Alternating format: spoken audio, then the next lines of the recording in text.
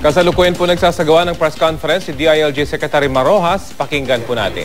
So, nandun sila sa Cavite Provincial Jail at ganun nga, no? Kataka-taka yung circumstances na pagtakas nila dahil planadong-planado, alam ko anong oras, merong mga naka-preposition at kabahagi ito, pinaaral ko sa BJFP kung ano yung mga circumstances doon sa pagtakas na ito.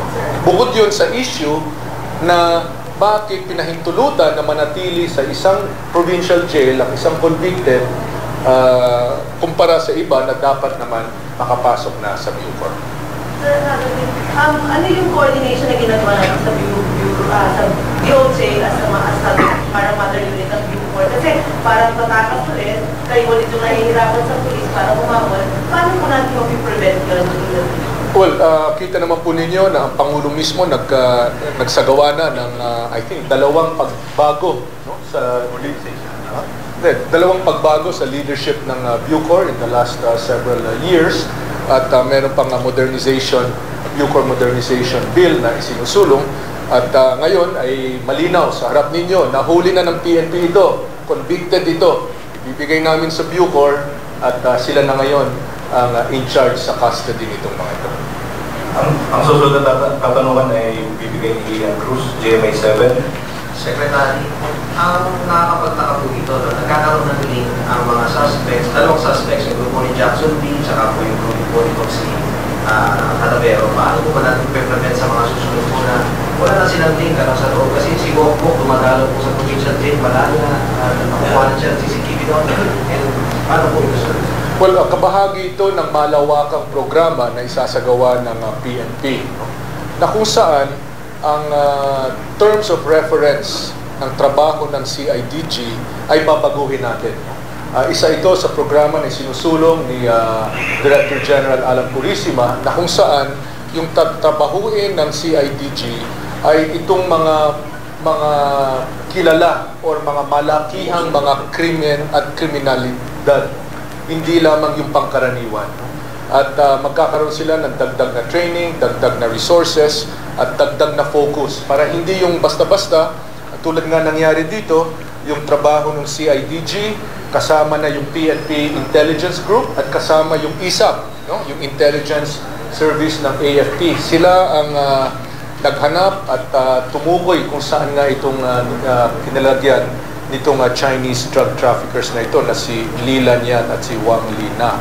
Kaya sa ganung paraan ay itong mga kilalang mga krimen o mga pangyayaring ito at kung sino man ang mga suspects sa likod nito ay lalong matutukoy ng PNP.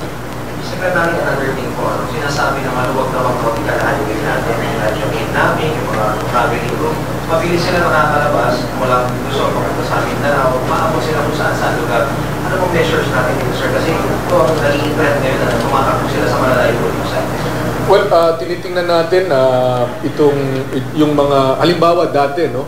Yung pagsakay ng isang sasakyan sa isang roro, so isang barko, kinailangan ng mga papeles.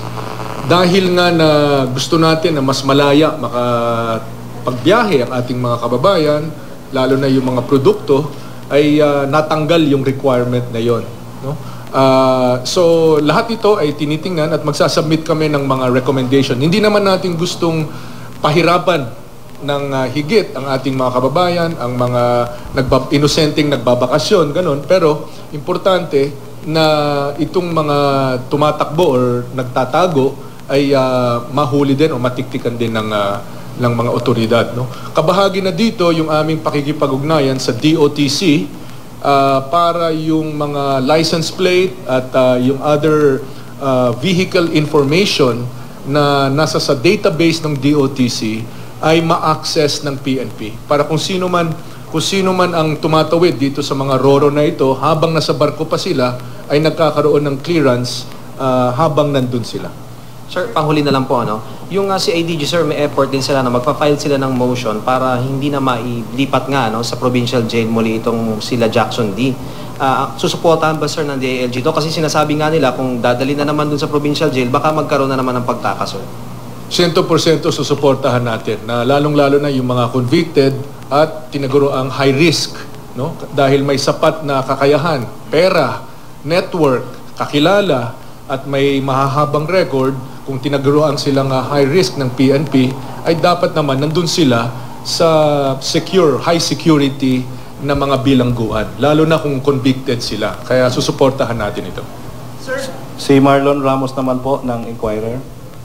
Kay Chief PNP. Sir, ano pong naging, kasi nung una may reports na nagsasabi na nasa Taiwan na sila Jackson D. Ano pong nag-lead sa PNP dun sa bahay na nirentahan ni Jackson D? And then, yun po ba yung nag-lead sa arrest naman ni Ricky Cadavero? Actually, lahat ng ito ay product of intelligence. Ito yung magandang detective work na ginagawa ng ating kapulisan at details of which medyo huwag natin pag-usapan. Magagaling lang yung mga pulis natin talaga. Sino pong naunang nakita na-trace ng pulis? Si Jackson D o si Ricky Cadavero? Ang naunang nahuli si Cadavero. Kaya nagkaroon tayo ng mga magagandang information. Okay. Yung link po ba nila Cadavero, wala doon lang sa grupo nila, wala silang link sa maybe ilang tiwaling opisyal din ng BJMP o ng PNP o other law enforcement agencies? Actually, kasama lahat yan sa pinag-aaralan natin. We are studying kung ano yung mga maaaring magiging case nila. Sir, last na lang po. Regarding lang po dun sa transport ng mga arrested at saka convicted criminals, kasi yung nangyari sa ang unang napansin, walang dalang high-powered firearms yung nag-transfer kay Jackson D sa 13 Martires. Ano pong gagawin ng PNP o coordination with other law enforcement agencies? Actually, dapat meron silang long firearms kung PNP personnel ang dapat nag-escort doon. But ang nangyari nga ay provincial guards yung nag-escort going to that area and hindi naka-coordinate fully sa atin yung transfer. So, trabaho nila yung mag-escort pagdala sa mga prisoners sa kung saan nila dapat dalhin. So, there should be a coordination. Okay, Chris Barrientos of DWIZ.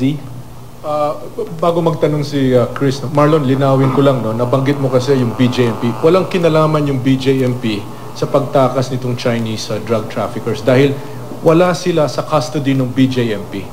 Nasa custody sila ng Cavite Provincial Jail, nasa sa ilalim ng pamumuno ng gobernador ng Cavite. No? So yung BJMP, iba yon, ibang ahensya yon, iba yon sa Bucor, iba yon sa provincial jails.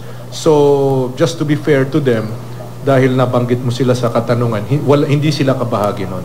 Ngayon, itong pagtransport ng mag-asawang Chinese drug traffickers na convicted, ito'y nasa ilalim ng sakop ito ng provincial jail. Hindi PNP ang nag-transfer sa kanila, provincial jail guards. So, maaari mong maitanong, yung rota ba na sikreto? Maaari yung mga katanungan ko yun di ba? Bakit walang armas? Bakit walang sapat na proteksyon? Lalong-lalo na mga high-risk na individual ito? Bakit yung pre-positioning nung mga tumira doon sa convoy nila ay sobrang maayos? Alam ba nila na yun ang rota at yun doon kukurba yung at doon liliko yung sasakyan and so on and so forth, At itong mga katanungan na ito, ang mga kadahilanan kung bakit ko nabanggit na himala ito, na hanggang sa ngayon ay iniimbestigahan pa. Chris? Sir, tanong ko lang po. Yung kanina nabanggit nyo na after na mahuli sila, ito turn over na as mother unit sa DOJ para sila nang bahala. Sir, pwede po bang makialam o sumama sa pag-uusap para sa planong pagta-transfer uli sa mga convicted sa mga susunod na pagkakataon? Pwede bang pumasok makasama sa pag-uusap ang PNP, DILG para maiwasan na maulit yung ganito? Maaari naman, walang hadlang para sa pagtulong ng PNP sa pagta-transfer nitong mga high-risk na individual na ito. Ang tanong ay, may inform ba kami? Kasi lalong-lalo na kung ang isang preso ay nasa ilalim ng auspices ng city jail o kaya ng provincial jail. Hindi BJMP yan, hindi PNP yan, hindi Bucor yan. Kung nasa ilalim sila ng local government unit at ililipat na lang ang tao at hindi sila magpaalam, paano naman malalaman ng PNP na dapat bantayan or dapat mag-scout muna yung rota o kung ano. No? So ang pinakamahalaga dito ay yung pagpapaalam sa otoridad. Yung BJMP na nasa ilalim ng DILG, tulad ng PNP na sa ilalim ng DILG, yun nagbibigay sila ng notice. Lilipat namin ito, so alam ng PNP yon. Pero dito sa mga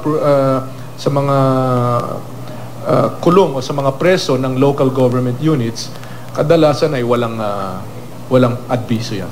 Sir, follow-up lang tsaka clarification.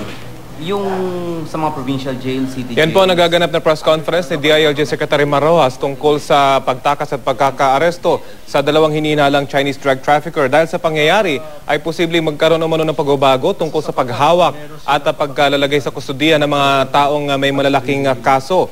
Bukod sa pagtakas at pagkakaaresto ng hinihinalang drug lord ay pinag-usapan din ang issue ng paglusot ng mga kidnappers sa mga pantalan kaugnay ng issue ng kidnapping noong nakarang linggo na nagtapos sa Davao City. Bagay na kanila umanong iimbestigahan.